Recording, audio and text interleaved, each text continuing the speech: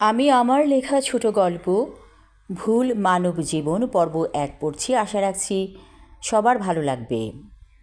রেজা বাসা থেকে বের হতে যাবে এমন সময় একটা টিকটিকি ওর পায়ের বুড়ো আঙ্গুলে উপর থেকে পড়ল।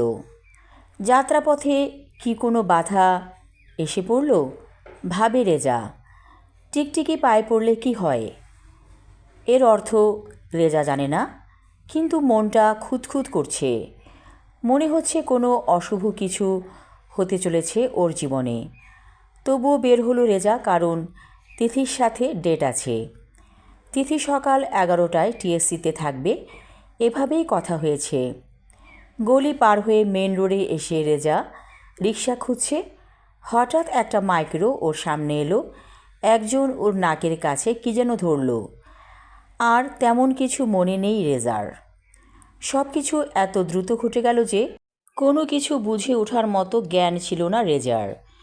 অনেকটা তন্দ্রা মতো এসেছে ওর, আর একটা দুলুনি অনুভব করছে সে। কতক্ষণ মাইক্রো চলেছে জানে না রেজা।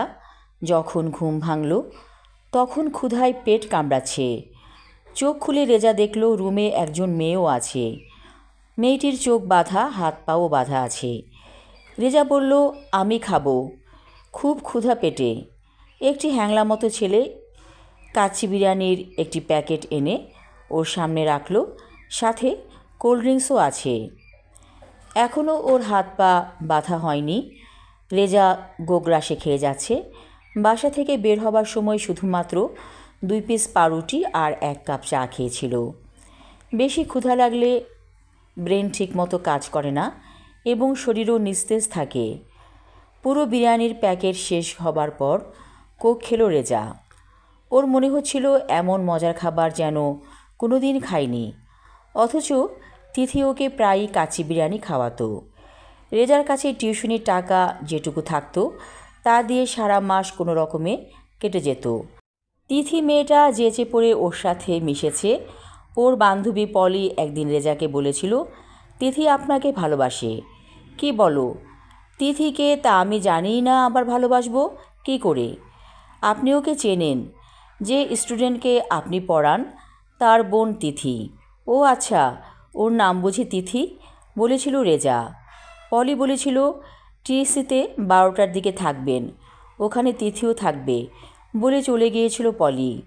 রেজা খুব একটা ভালো শার্ট সেদিন পরেনি, কিছুটা ময়লা ছিল, আর জিন্সের প্যান্ট তো 15 দিন পর ধুতে হয়।